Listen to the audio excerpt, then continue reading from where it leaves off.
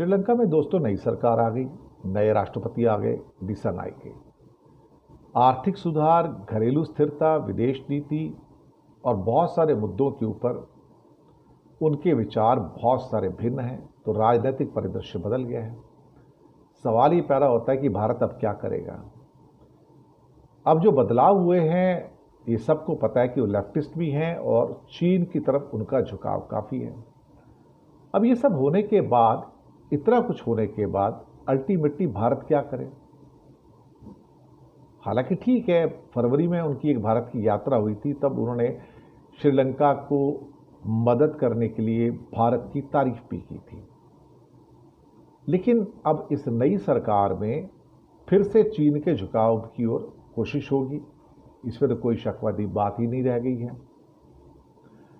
और श्रीलंका फिर से एक नए किस्म के कर्जों के जाल में फंस सकता है। पहले भी विनाश हुआ था, बाद में भी होगा। भारत ने उसको उभारने की कोशिश की है, लेकिन क्या किया जाए। अब फिर से एक मार्क्सिस्ट, एक कम्युनिस्ट वहां पर दोबारा से राष्ट्रपति का चुनाव जीत गया है। ये श्रीलंका के जो लोग हैं, जो वहाँ के नागरिक हैं, उनका ये निर्णय है कि वो ऐसे व्यक्ति को चुनना बेहतर समझते हैं जिसका झुकाव चीन की ओर है। और शायद कहीं ना कहीं से ऐसा भी लग रहा है कि भारत के प्रति श्रीलंकन लोगों का झुकाव कम होता चला जा रहा है, या अविश्वास होता चला जा रहा है। सुनने में ये भी आया कि उनकी पार्टी जेवीपी जो है वो तमिल विरोधी भी है, और बहुत सारी चीज़ें जो पहले कभी हुई थी वो फिर से हो सकती हैं।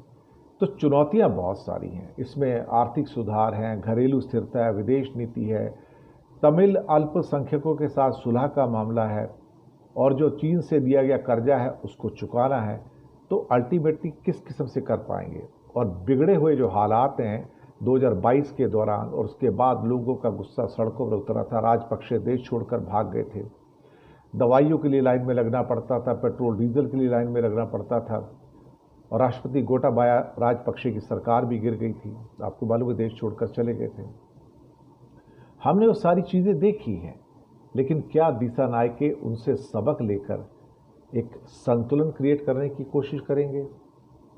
ये सवाल इस समय बहुत प्रमुखता से हमारे सामने है। शुक्रिया आपका।